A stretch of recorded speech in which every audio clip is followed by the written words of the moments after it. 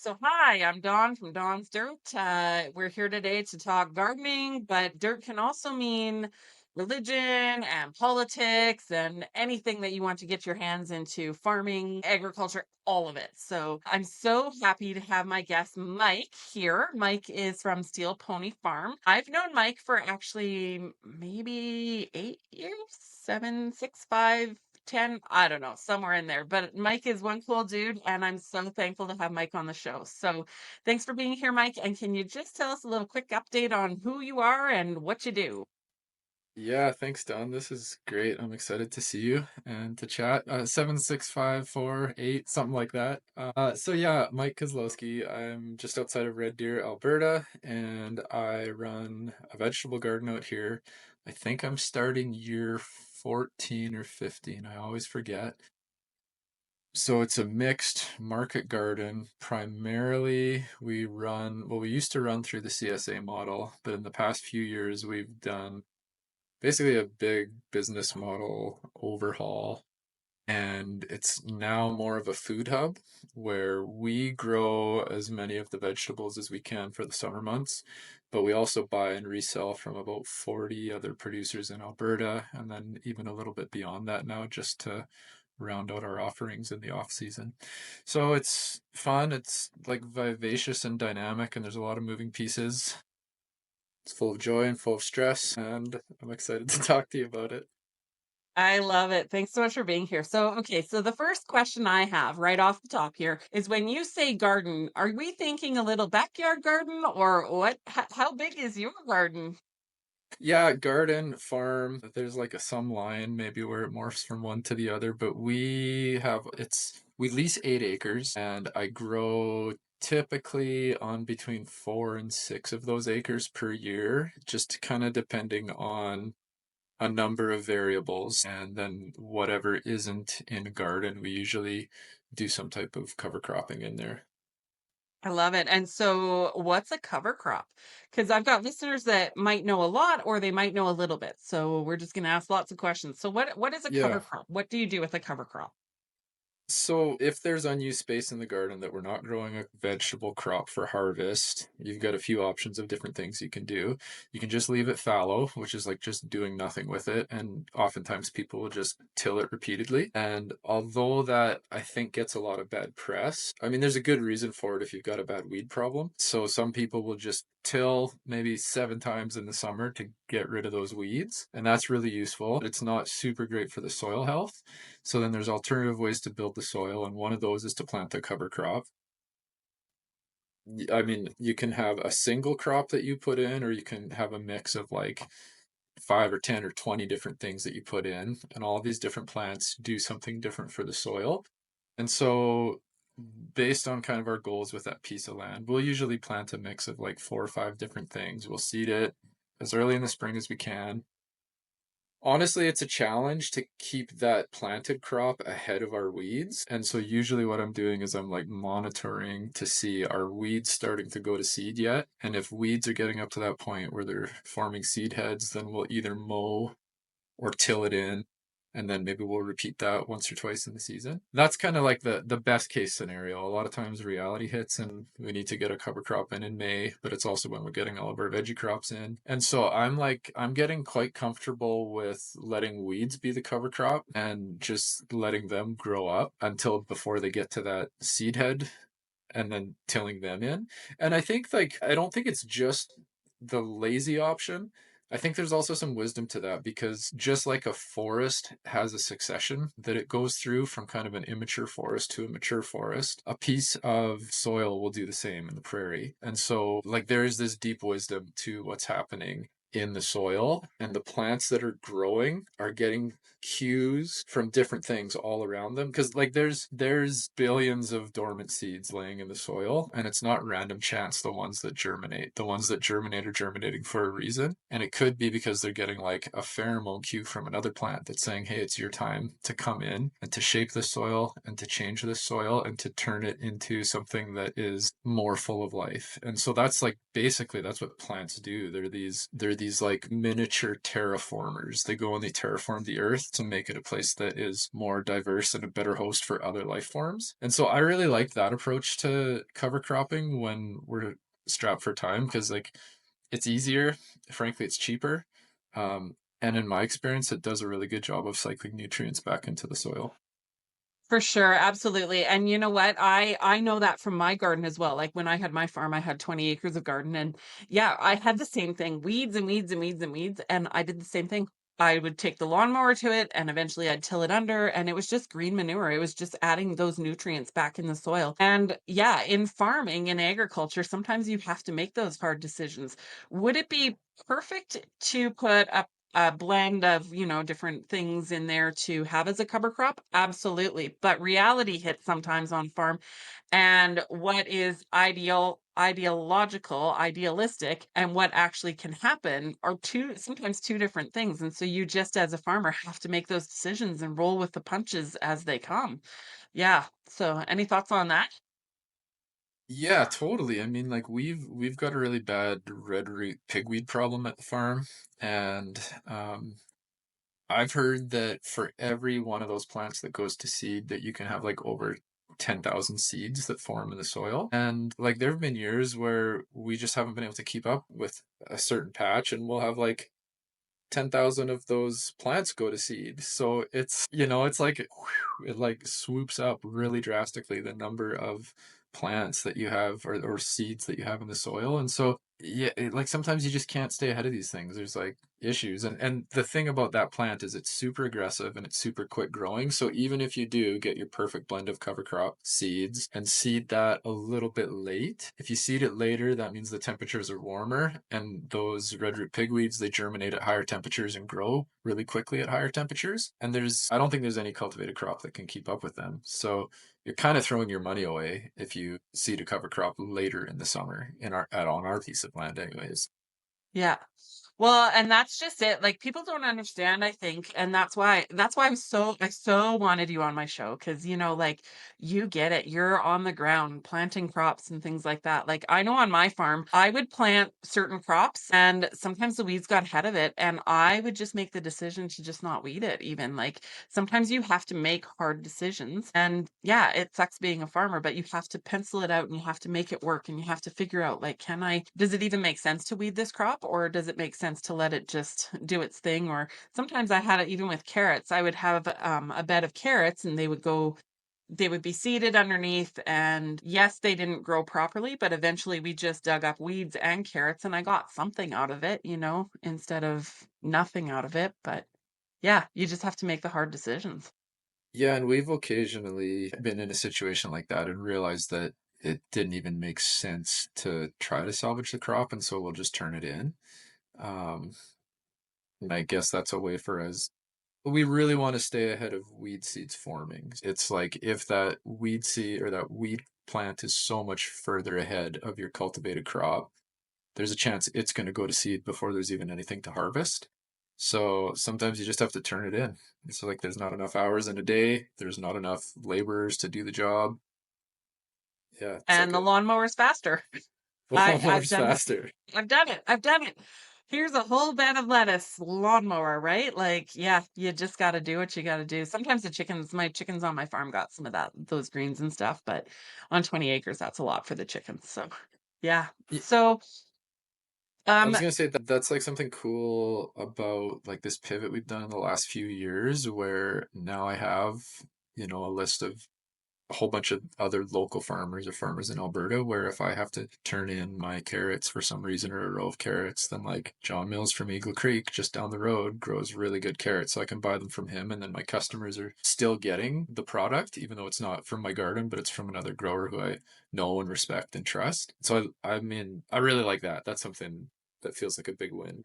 Absolutely. And I know John as well. John is an amazing human being as well. I hope to get him on the show here one time. I keep pushing and pressuring him to. But yeah, he grows really good carrots and seed potatoes. And that's the thing, farmers working with farmers. He does carrots and potatoes so well that it makes more sense for him to do those than, eventually I did quit growing carrots too because they're just so labor intensive and so crazy and Yeah, he's just got it down to a science. So, can I ask you what kind of crops do you grow in your garden or in your field?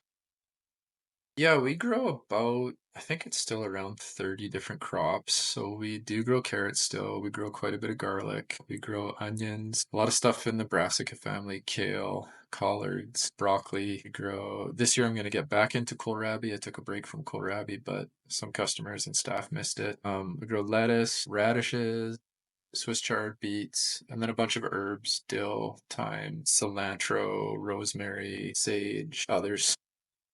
Yeah. Yeah, the Yeah, list I kind of love it. goes on and on. Yeah, I love it. So, and then so let's get into some sales side of it. So you've got all these vegetables, you've planted a whole, 4, 5, 6 acres of garden. Where do you sell that? And how has that evolved and changed over the last many years? Like where did you start and where are you now and the path? And I guess this is lots and lots of question here in one question, and why did you pivot? Yeah, so when I started, I was following the strict CSA model, which stands for Community Supported Agriculture. And it's a model that developed, I don't know how long ago, 30 or 40 years ago now. And basically, it's hard to get into farming and it's hard to grow and maintain a garden. And so there was this group of farmers, I thought it was in the east coast of the States, where they came up with this idea of shared risk, shared reward. So at the beginning of the season, a customer would invest a certain amount of money in a future harvest. And then every week of that year, or every week of the growing season, the farmer would harvest a whole bunch of veggies and then deliver a share to them, kind of based on to the initial crop. So we started with that and we had about 30 members. And I did that for probably about 8 or 9 years. And it kind of grew. It went from 30 to 60 in the second year. And I think at our peak, we were maybe at like 300 plus. And Wow. then I don't know, like exactly why we changed. I just started to see there was just all these other cool things going on around here. Like a friend of mine has a really great cafe slash coffee roastery, Dose Coffee in Red Deer. I was like, man, I love this coffee. I want to sell his coffee too. And then friends of ours have a great kombucha brewery, Wild Brewing Kombucha. And thought, I want to sell this kombucha. And so we started off just introducing a couple products. And then I just realized how much more potential there was to do that. Like it takes a lot of if you are a person and you live in a family where you value local and you want to eat local food and other locally grown or produced items, it takes a lot of work to go. I mean, if you're in Red Deer, it's like you've got to stop at Gasoline Alley Farmers Market and then the Saturday Farmers Market, and then you've got to go to Big Bend, and then you have to stop at the kombucha brewery and at Dose Coffee. And it's like you're just running around doing all this stuff. I mean, I thought, well, this is cool. I can just provide this service for people. I can keep selling my awesome veggies. And then, but there's also things I don't grow too, right? Like I quit growing potatoes because John could grow them so much better than me. And in the winter, we don't have much selection. So it gave me a chance to extend my season. And so now it's like a year round kind of, it's not even really the CSA model anymore. It's just an online store. You can come and you can buy our locally curated products, including our vegetables in the summer. And I don't know, I like it. It's fun, and I'm getting really good feedback from customers about how it's saving them time and just making it easier for them to eat healthy and support local producers. So part of the reason I love that, and part of the reason that my farm actually failed is because I was in the farmer's market model, farmers, quote unquote, market model. And unfortunately, at a lot of quote unquote farmers markets, there's a lot of bought and sold items that are not farm direct, that are from big warehouses, that are being sold as, farm to table. Whereas you are working with the smaller business, the smaller producer, the smaller, to get those items out to the customers. And so, yeah, like, and you're truthful and honest about it. You're not just going to, the biggest greenhouse or the biggest warehouse in the province, buying cucumbers, tomatoes, and peppers and selling them, marking them up and selling them for cheap and competing against a farmer that grew them. Yeah, I think that that is a big problem in our farmers markets in here in Alberta. Do you have any thoughts on that? Yeah, I do. I mean, I've been out of the farmers market game for quite a while because I realized that I was in a lot of ways having to compete against some really big farms who would go there, and oftentimes there were farms from BC who were like, I mean, I knew a bit about their acreage and they're just way bigger farms than me, selling the same products as me for way less money. And it's just hard. Can I interrupt here? Were they actually the farmers or were they buying and selling it? Because I was competing against big quote unquote farms that were buying and selling a lot of their produce. I don't know enough to say. I didn't really investigate too much. The main one that I felt was like a competitor, so to speak, for me was I think it was a farm, but it's just a big farm in BC, you know. And I was at the time like a 2 or 3 acre market garden, and I don't know how many acres they had. Yeah, I think it's like I'm sensitive to price, you know. I don't want to be selling the most expensive food, but also it's really labor intensive to grow food at our scale. And so when I'm like buying and reselling from other farmers, they're often on like a similar size scale to me, and they don't have a ton of margin in there, so they can't give me a wicked wholesale price and giving me like space to mark it up as much as I might want to. So I don't know. That farmers market thing's tricky. It's like I do see the social value of farmers markets for sure. It's fun going and connecting and seeing the community. And it's weird to me that they're selling life insurance at them.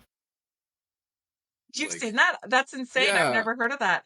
when I was like young and a little bit like more abrasive, I went up to this dude. He was selling life insurance at a farmer's market, and I was like, "So how long have you been farming?" And he was just like so confused, like he didn't even know what I was talking about. It was kind of like my bad sense of humor coming through. But I'm like, yeah, I don't know. My preference would be that farmers markets were like I like those make, bake, or grow. You've done one of those three things to get your products there, not necessarily Yes, having bought and resold. And that's a little bit like the kettle calling the pot black now because I've went to one farmers market last year, maybe two, and I am now reselling other people's stuff there, but I'm also selling a lot of my own stuff. for sure. And the thing is too with you is you're going to be selling because I did sell some things, buy and sell a few of my booth was grown on my farm. Like I actually grew it on my farm. Right. And then there was a small percentage that kind of helped offset my farm to keep it going. But, and I've done it too. I've gone to farmers markets and I'm not a quiet, shy, not mouthy woman. I have the biggest mouth of all. And I would go, where's this grown? And who was the farmer that grew this? And how was that grown? And, when you see a booth and, maybe 8 of the 20 vegetable items are even plausible that they grew on their farm, and then they've got just a small amount of acreage that they would grow in garden, but then they would go to 200 farmers markets in a week. Like, the math doesn't math at that point. And so, yeah, that's a problem. And so it's buyer beware. And so I know you, Mike, I know you personally. I know that when you have John's carrots in your booth, you're going to say they're from Farmer John. I know they're even going to be labeled because I've seen John's labels. And you're going to say, hey, Farmer John, who lives near Innisfil, he grew these carrots and this is how he did it. And this is why he did it.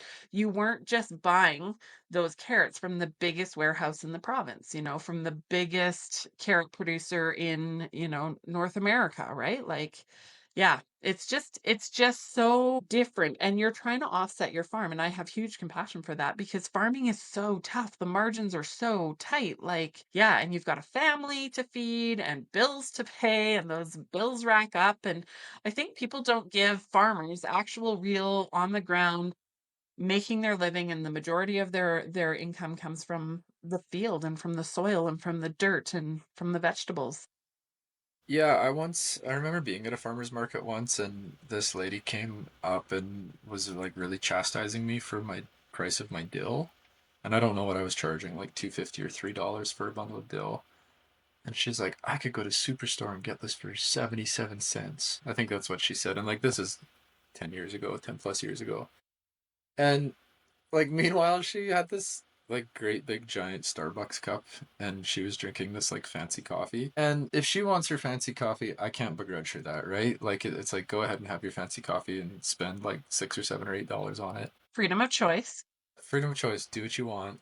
But then to like complain to me about the cost of like the real food that I'm bringing to the farmers market that like at that time I had like zero mechanization. It was like a labor of love in the true sense, you know. I'd like been out there with a shovel, like turning over an acre and a half with my bare hands that spring. And this woman's like complaining to me about my price of my dill. Just, it made me so angry. And I always think back to that in terms of like just the priorities that we have. Like, I think for me, one of the highest priorities in life is to eat good food because I believe that eating good food creates a healthy body, which creates a healthy human, which creates a healthy family, which creates a healthy society. And that it's It's like community. it's this linear process. And whatever, we all have things in our lives that are a little bit extravagant that we do or eat or consume. But it really sits badly with me when people bitch at farmers for the prices. It's like I don't know a single farmer who's like out there killing it. Like every farmer I know is like, man, next season I think I can do this to make it better. I think I could do this to maybe increase my profit like 1%. There's nobody who's a farmer who's like hiring out all their essential services to someone else. Like every farmer I know is like also a bookkeeper, also a marketer, also the HR person, also the technology person, also the person fixing the tractor, like on and on. You are speaking my language because that exactly was my farm. Even at 36,000 square feet of greenhouse and 20 acres of garden, like I was all of those things. The HR department. Well, I hired a girl to do my books because I'm terrible on the computer. But like I, it took physical people. The bills were so high, and to grow that produce, even at my size, I was a small scale farmer. In order to make it in large scale agriculture, you have to get bigger and bigger and bigger. And I couldn't, and that's why my farm failed. And I think that that's the thing. Back to the dill story, like I had it with people on my in when I was at a farmer's market, they'd complain about the pricing of tomatoes. And there was this one particular customer. It was the last year I was farming. She came up and she talked about the price of my tomatoes.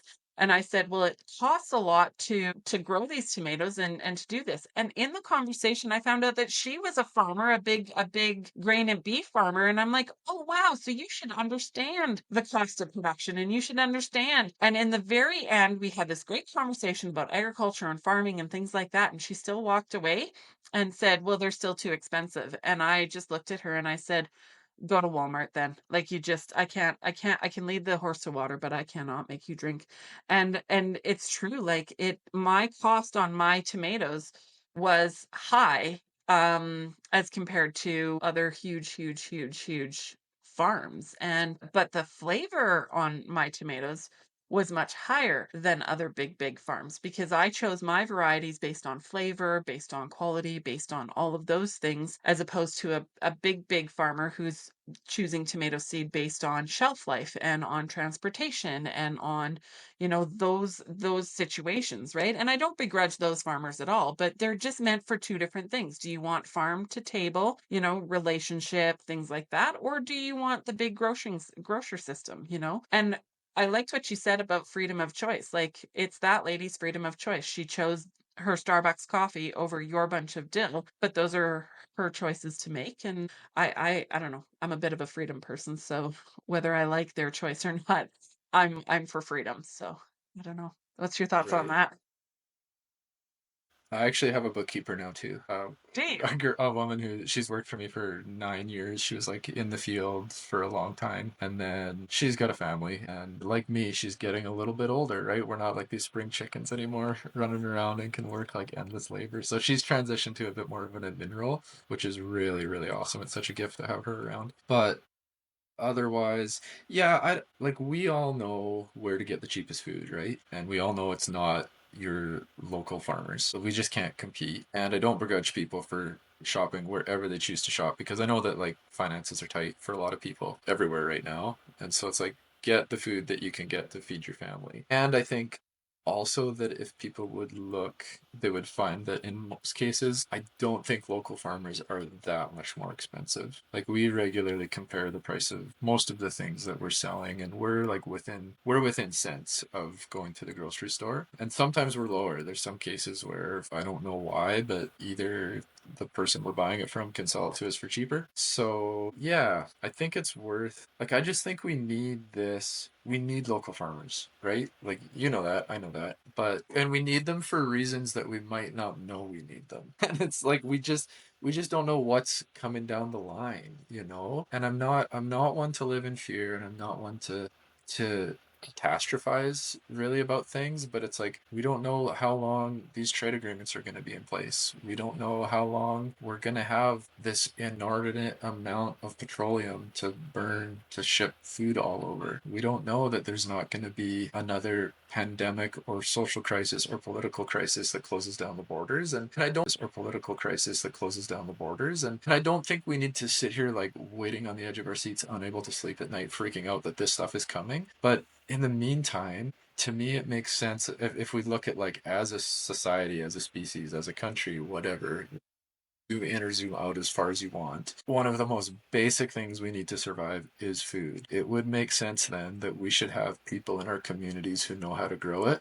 And it would make sense that as just an act of like self protection, you should have a relationship with some of those people, and you should buy 5% of your food from them. 10%. Like, just choose the number that feels good. But I would imagine that, for anybody who's, I mean, I can't speak for people. I don't know what's going on in people's lives, but I'd say most people could take $30 of their weekly budget and buy from the local farmer. And maybe they get 5% less than they're getting normally. So then you can add 5% to that and buy whatever, $33, $32.50, $31 worth of stuff from your local farmer to replace that. And I think like it's a security system because we don't know.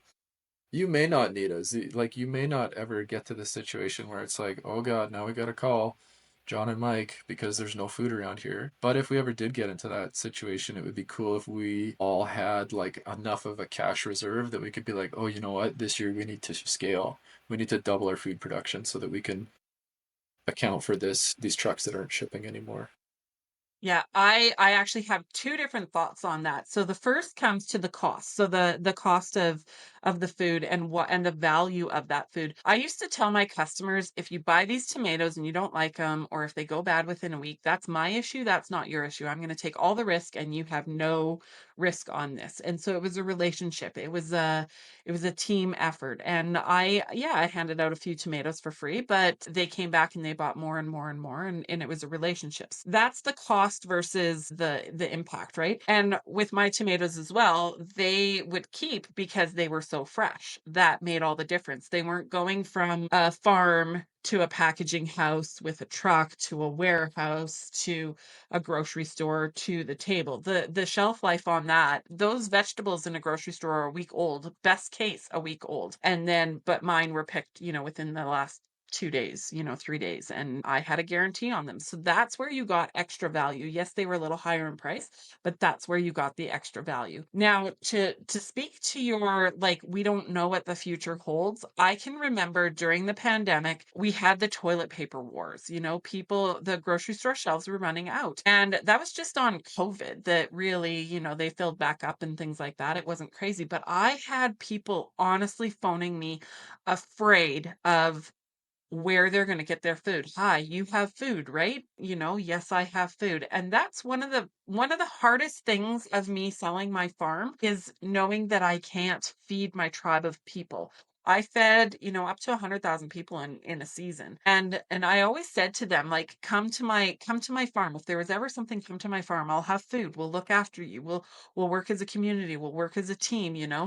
And so now in pivoting, I sold my farm. I don't understand why. I know what my farm was able to do, and it wasn't me, it was the Lord's. And so I'm just like, why? Why am I being taken off of this farm where I fed people, community relationship, to now I don't have a farm? One of my biggest fears moving off my farm is what was I going to feed my family if, the world crashed down around us. And I'm not being a doomsdayer. I don't have the future. Hopefully there's nothing going on and hopefully I'm wrong. But if that ever happened, what would I feed my family and my community and my people? And so that's why I'm getting into coaching and teaching people how to grow food, how to raise chickens, how to do a milk cow, and things like that, is because those are skills that I have. Canning and preserving, those are skills that I have that, my grandma taught my mom and my mom taught me. And I'm so thankful for that skill set. And now I just feel like if you give a man a fish, he eats for a day, but if you teach a man to fish, he eats for a lifetime. And so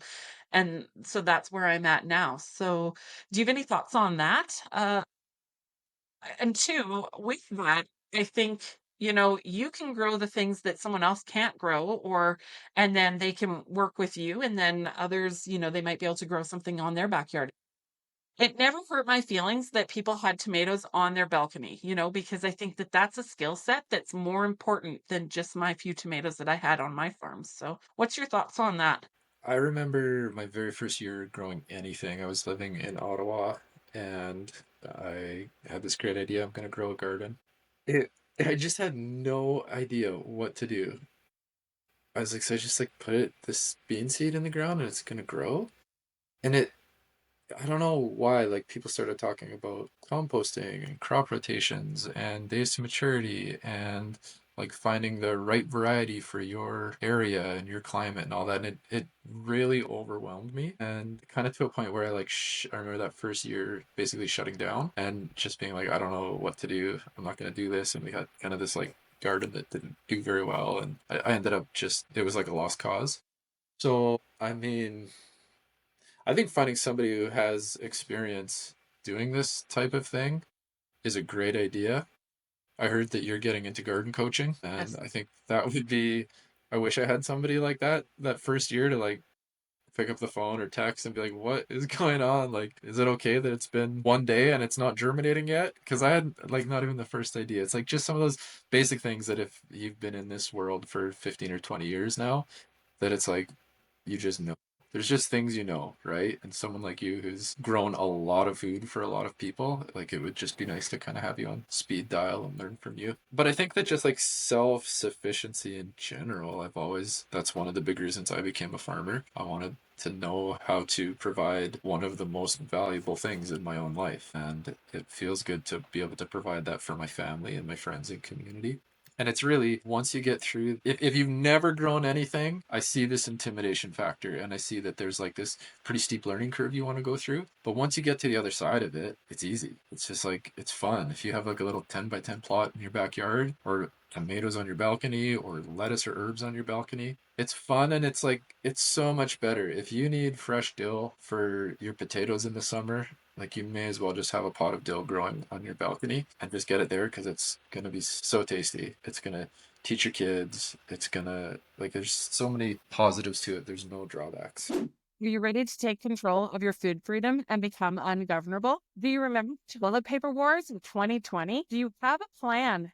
If your finances get so tight and you're having to choose between paying your rent or your mortgage and food for your family, have you bought land recently and you just don't even know where to start and you want to grow vegetables for yourself and your community? I'm Dawn and I'm a food freedom coach. I can teach you the skills to live and eat like grandma did, from growing a garden to raising animals and having meat for your table. No matter the size of space you have, big or small, planning for year-round survival, including canning and preserving and sourdough and cooking from scratch and just planning ahead. A larger homestead or space, and you just want to make some side income from the space you have. I care so much about people.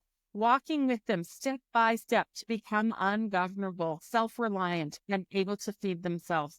I was a vegetable farmer and I fed up to 100,000 people per year. I've had chickens, meat chickens, cows, sheep, and pigs. I know what it takes to cook from scratch and live like grandma did, and just being thrifty in the way you do your food system. If you want to save money and take your food freedom into your own hands, let's book a free jumpstart call with me and we can work together to learn how. If you give a man a fish, he eats for a day, but if you teach a man to fish, he eats for a lifetime. I love that story. And the part that I love the most about that story, honestly, Mike, is the fact that you were a guy in Ottawa starting a garden. You had no experience. You didn't know what you were doing. You learned and you just kept at it to where you are now. You went from growing a little bit in your backyard and feeling overwhelmed and feeling like giving up to growing acres of garden and food for people and helping them. Like, you are like a hero, really, because I'm being serious. Sorry, I'm being so serious because you went from doing like not knowing to helping others and building communities. Really, you're a superhero because you just kept at it and you kept persevering and you kept working at it and you kept, you are the poster child of I can do this. I can grow food for my family and for my community. And so I have to give you kudos for that. And yeah, I've always loved your farm and appreciate you as a human and love your community spirit. And I can't sing your praises enough because that is so cool. So now that I swelled your head, but it's truthful. What's your thoughts on that? Thank you. That feels great. Probably important to note that I was like growing a garden in Ottawa and feeling overwhelmed, and now I'm growing a bigger garden in Alberta and also feeling overwhelmed. I felt overwhelmed at most times too. I just, you grit your teeth and you do it and you just, bite off more than you can chew and swallow it because you got to. Yeah. Yeah. I mean, I guess I've traded a lot of experiences and opportunities to gain other skills in my life for just growing food. And it's like, it's what I know, it's what I do. It's fun. I like it. It's like always it does feel like an honor to grow food for other people. And I've been doing this now for 14 or 15 years. So there are families who've been with me the whole time getting food from me most weeks, almost every week. And it's super gratifying to see these families with like adult child now who I remember being a toddler, and they've been eating food that I've grown the whole time. And it's like I just feel like, oh, maybe there's just like some of their fingernails are because of the calcium that was in our broccoli. Like maybe we grew some of their fingernails or like a baby toe, It's like, it's really cool to think that they've grown up and become adults through partially eating the food we've grown. And, I have to admit, you're making me well up with tears right now, because it's the kids that I miss the most from doing what I did, the kids in the relationship, when the kids would run up to me and they would want tomatoes, and I handed out tomatoes like candy, and they just wanted them. I have pictures of my customers' kids with a whole tomato, and this little baby even would be eating a whole tomato or a whole cucumber, like, that see, and I'm even getting goosebumps now, like, that is the part of the relationship that I miss the most. That is the part of my farm that I miss the most is the relationship with the kids and with the families and the community behind it, and so, yeah, I love that you are building community and that you're building these relationships and that you're able to see these kids grow up. And I love that analogy of those fingernails are your fingernails really because it's the soil and the dirt and the relationship and everything coming together and just building. Yeah, it's a full circle. It's not just going to the grocery store, paying some money for food that you don't know the farmer, you have no idea what they've done, that's cold. Whereas what you're doing is so warm and such a bigger picture and so much more important than anything. I love it. I think that like I love technology. I love being able to like turn on my phone and listen to any song ever created while I'm driving to deliver veggies. And like, there's so many cool things that technology does for us. But it seems like it's also important to stay grounded in the natural world. And I love that we can be these kind of centers or hubs where people can come to us and they can reconnect to the natural world. And I remember this one experience, I'll never forget it. It's like just so clear and vivid. I was running a farm tour. I asked if anybody wanted to pull out a beet. And this little boy, like he must have been 4 years old, 5 years old, came out and he tried pulling out this beet and it was in the ground too firm for him. So I reached down and I helped him grab it and we pulled this beet out together and it popped out of the ground and he looked at it and he looked at me and he's like, I didn't know that these came from the ground. And it was just like this aha moment for this little guy, right? Where it's like he may not have the words to describe it, but now there's this experience from the natural world that is super, super basic. It's like primordial, taking food from the earth. And now he knows how you do that. And it's it's cool. It's cool to stay connected to the natural world. And I think it's like, I'm not sure why I'm inclined to bring up climate change right now, but I have this sense that like this debate about climate change is so misguided, and that it's largely due to a disconnection from the natural world, and like climate change itself for me, it's just like too big. It's just these numbers that don't really make sense to me, and it's this problem that like I never feel like I could have an impact on. But what I can have an impact on is like these 8 acres right around me. And I know that it's not climate change that's the problem, it's ecosystem function that's the problem. And we have like a carbon cycle that's broken largely because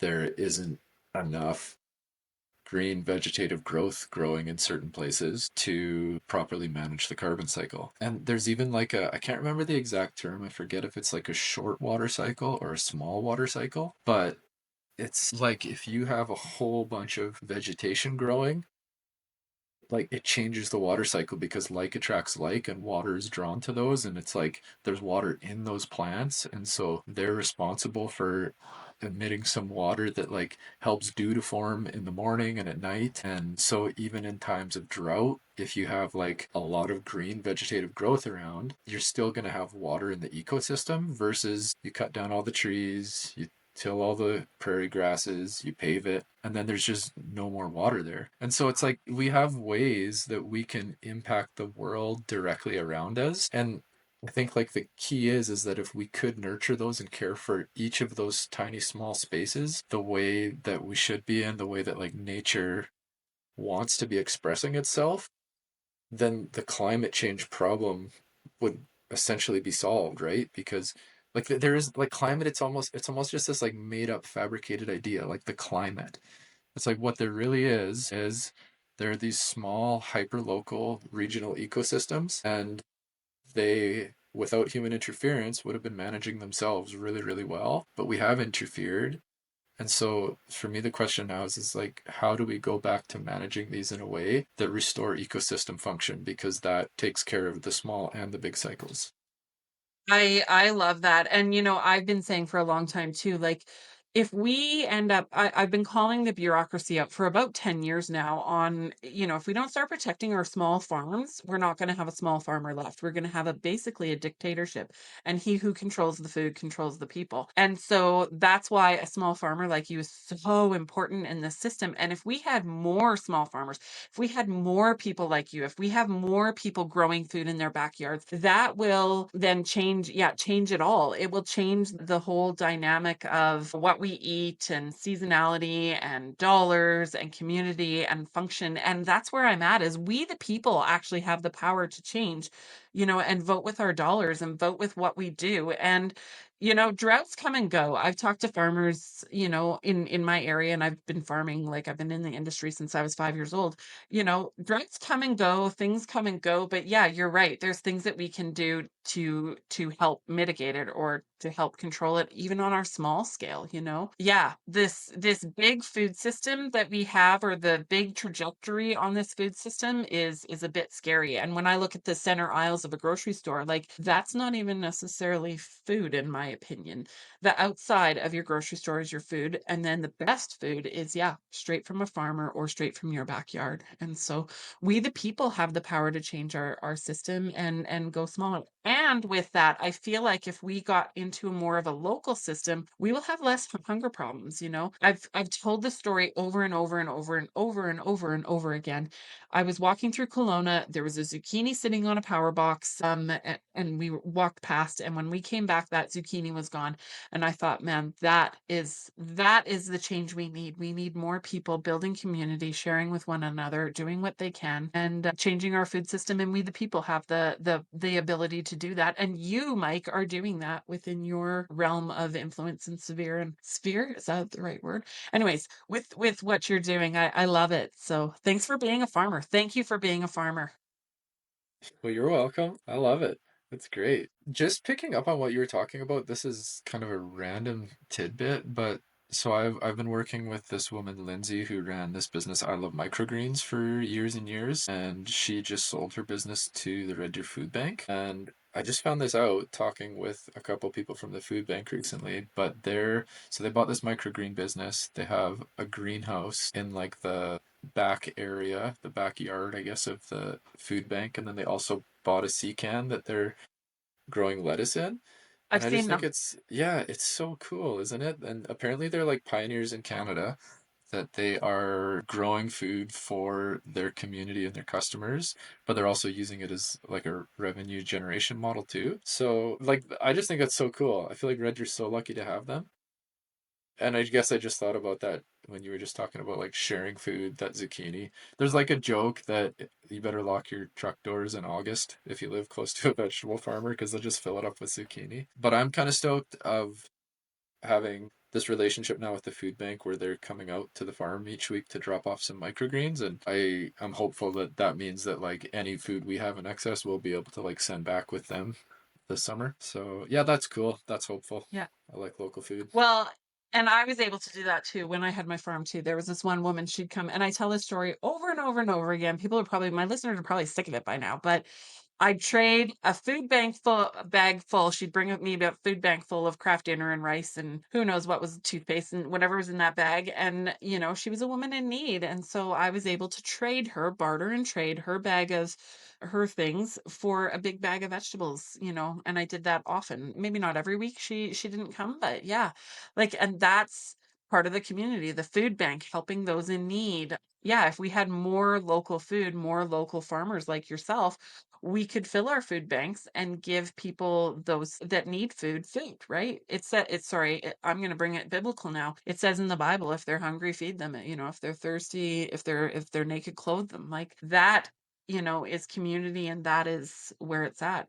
Jesus even taught that. So I love it. I love that you're building that relationship with the food bank and that it can go both ways. Yeah, it's funny too, like how often people just ask me for food donations for like various projects and that kind of thing. And I've had to now set a budget of like what I can donate in a year because like I guess it's a debate. It's like, well, whose job is it to feed people who are in need? And so, well, we have food, but we also have a lot of bills to pay and a lot of expenses. And it's just because we have food, people gravitate towards thinking like, oh, well, these farmers should donate food to like XYZ cause. And I love to do it when I can, and it's important, I think, that we all take on that task of sharing the wealth and sharing the food and helping those who are in need. That's the thing is I know during 2008 I was at Simons Valley Market and I had a box, and you're absolutely right, Mike. Do what you can. And so I had a box set up in my booth, and I put a sign on it and I said, "Leave what you can, take what you need." And I started off, I put a few things in there, but then other people would come through, they would purchase from me and leave in that box. And so it was a full circle that way as well. So people, community, human beings are just doing what they can. Take what you need, leave what you can. And so yeah, it went both ways. It helped my farm. I was able to donate, but yeah, I had bills to pay too. And so I took with what I was able to give and gave, but I also needed to pay my bills. And so yeah, it's so truthful. I like that idea. I'm gonna let that one percolate for me for a bit. See if there's a way for me to integrate that into what I'm doing more. For sure, absolutely. You are one cool dude, and yeah, I am so thrilled and thankful that you came on my show to talk about farming and your farming operations and things like that. So, I guess as we leave off, any last thoughts? And then any last thoughts? The last thoughts, if you're not growing a garden, what's stopping you? I'd say this is a great time of year that you can make a plan, even if it's like we said, a tomato or a dill on your porch. I think you should do it. This is a Yeah. great year to get started. I agree 100%, and I'd like to throw a little pump in for me. And if you need a coach to help you, just like you would have Mike, however many years ago, I'd love to coach you and help you with that. Also, if you are in the Red Deer or surrounding areas, how can we find you? Where can we find you, Mike? What's your farm? What's your handles? What's your local line store? How do we find you and how do we support you? Well, thanks, Don. Steelpony.ca and on Instagram, Steel Pony, Facebook, Steel Pony. Just Steel Pony, Steel Pony, Steel Pony. Yeah. Your branding is on point, Steel Pony Farm, and let's just get one last shot of your hat. What does it say? I love Alberta carrots, Steel Pony Farm. So so good. I Are those available online too? I think we have a few left. Yeah. I love it. I love it. Support your local farmers, support Mike, support doing it yourself, and it'll all come together and make the world go round. So thanks so much for being here, Mike. Really appreciate your time. Yeah, thanks for having me. This was fun. Yeah, yeah. Well, maybe we'll do it again sometime. That'd be great.